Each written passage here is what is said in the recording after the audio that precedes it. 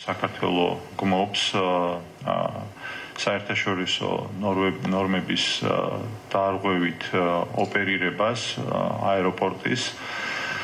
და ამას მხარს უჭერს არა მხოლოდ ამას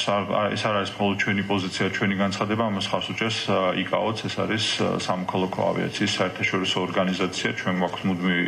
დიალოგი და მჭიდრო თანამშრომლობა ICAO-სთან და ICAO-ს პრინციპებს ესეწინააღმდეგება, ესეწინააღმდეგება მართლობის ოკუპაციის კანონს, ამას სამინისტროს ჰქონდა ყოველთვის მკაფიო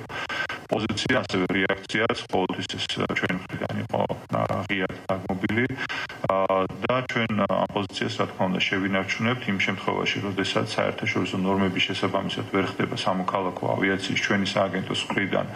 მათ შორის უსაფრთხოების ნორმების შეფასება, შემოწმება ICAO სტანდარტების შესაბამისად ICAO ცალსახად ამას არ აღიარებს და მიუღებელია აქ რამდენიმე სანქცირებული კომპანიის ოპერირებაზეა საუბარი, მაგრამ გვესმის რომ ეს უკვე ჩვენს ძალებს აღემატება, თუმცა ჩვენი პოზიცია არის ძალიან მკაფიო საერთაშორისო თანამეგობრობის წინაშე.